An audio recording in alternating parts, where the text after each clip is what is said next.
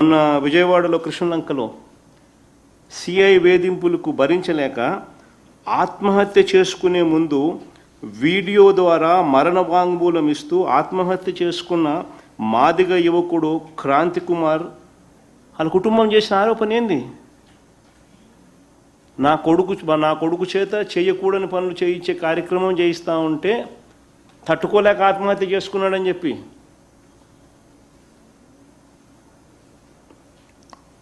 Heart of Vijayawada.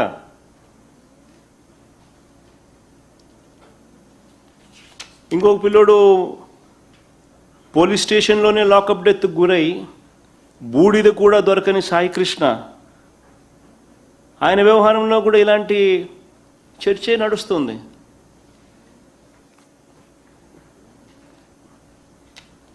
నిజంగా వ్యవస్థ అన్నది ఏ స్టేజ్కి వెళ్ళిపోతూ ఉంది అనేది ఇవన్నీ దే స్టాండింగ్ ఎస్ ఎగ్జాంపుల్స్.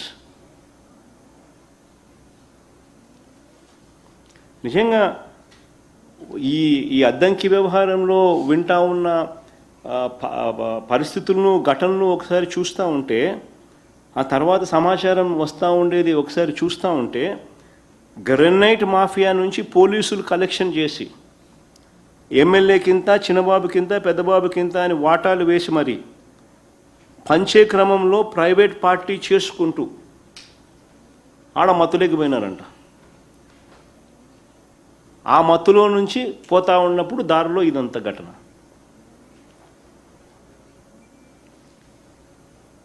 నిజంగా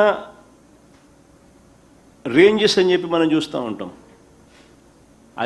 ఐజీలకు రేంజ్లు ఇస్తారు, రాయలసీమ రేంజ్ అని, ఈ రేంజు, ఆ రేంజు, కోస్తా రేంజ్ అని, ఇట్లా రేంజ్లుగా డివిజన్ చేస్తుంటారు పోలీసులు సౌలభ్యం కోసం.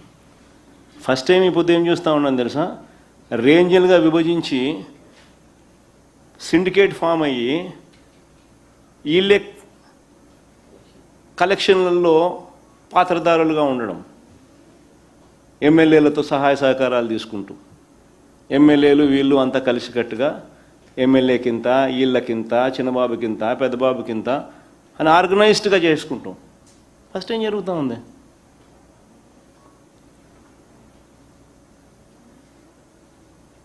రాష్ట్రంలో ఇవాళ పరిస్థితులు ఏమిటని చూస్తే, గంజాయి, డ్రగ్స్ అన్నవి సప్లై స్థాయి దాటిపోయినాయి. సప్లై స్థాయి దాటిపోయి ఒక పెద్ద మాఫియాగా తయారైపోయింది. ఈ క్రమంలో నేరస్తులు, శాంతి భద్రతలను కాపాడాల్సిన పోలీసులు, అధికారంలో ఉన్న పార్టీ పెద్దలు అందరూ కూడా కుమ్మక్కై నిజంగా దందా నడుపుతూ ఉన్న పరిస్థితులు ఈరోజు రాష్ట్రంలో కనిపిస్తూ ఉన్నాయి. మాఫియాగా ఏర్పడి విజయవాడలో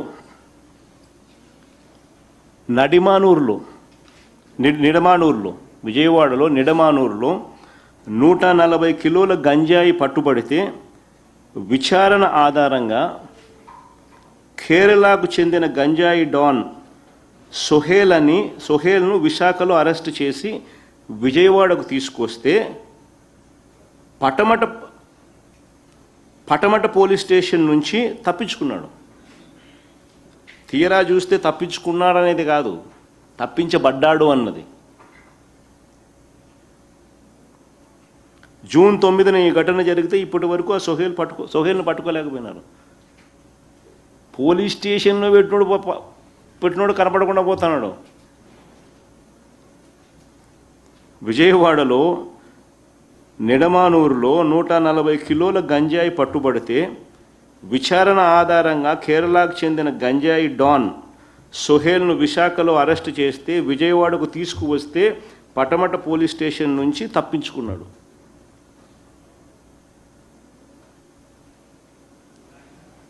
పోలీస్ స్టేషన్ నుంచి తప్పించుకున్నాడా, తప్పించబడ్డాడా?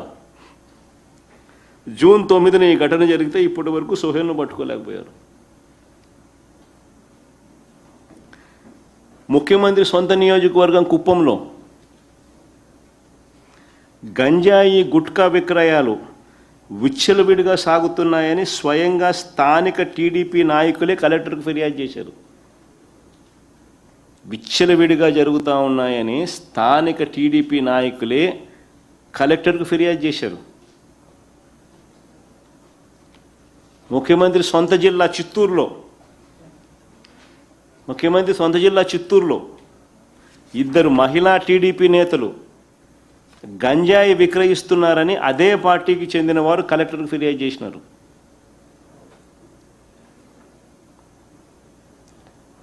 పల్నాడు జిల్లా సత్తెనపల్లిలో అధికార పార్టీకి చెందిన అనుచరులు తమిళనాడుకు 220 కేజీల గంజాయి తరలిస్తూ పట్టుబడ్డారు.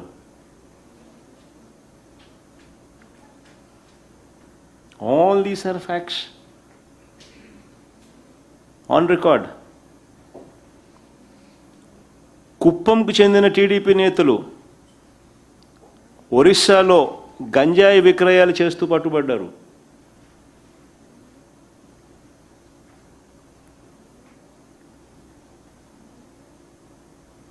నిజంగా నేను అడుగుతా ఉన్నా, ఈరోజు చంద్రబాబు గారి పాలనలో సర్వం దోపిడీమయం, సర్వం గంజాయిమయం, డ్రగ్స్మయం, నకిలీ నిక్కర్మయం కాదా అని అడుగుతా ఉన్నా.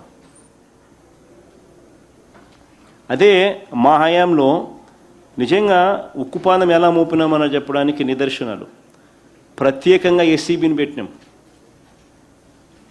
స్పెషల్ ఎన్ఫోర్స్మెంట్ బ్యూరో, ప్రత్యేకంగా గంజాయి డ్రగ్స్పై ఉక్కుపాదం మోపాం. ఆ ఫోటోలు కూడా చూపించమా.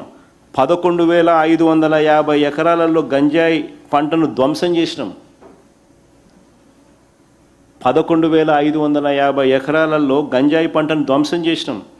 4.5 కోట్ల గంజాయి మొక్కలను తొలగించినాం. 13,210 మందిని అరెస్ట్ చేసినాం. 2,950 వాహనాలను జప్తు చేశాం. పొరుగు రాష్ట్రాలతో సమన్వయం చేసుకొని గంజాయి రవాణా జరిగే రూట్లన్నింటినీ బ్లాక్ చేశాం. ఏజెంట్ల మాయలో పడి వారు చెప్పినట్లుగా గంజాయి సాగు చేస్తూ జీవితాలను నాశనం చేసుకుంటా ఉన్న ట్రైబల్స్కు అదే పనిగా గుర్తించి ఆపరేషన్ పరివర్తన్, ఆపరేషన్ నవోదయం కార్యక్రమాలు అమలు చేశాం. 144 కోట్లు ఖర్చు చేసి ఆల్టర్నేట్ పంటలు సాగు చేసేలా ప్రోత్సహించాం.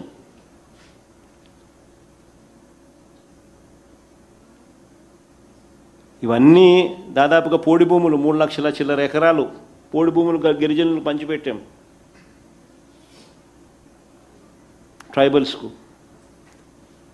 ఇవన్నీ మార్పులు తీసుకొస్తూ మేము చేసిన కార్యక్రమాలు.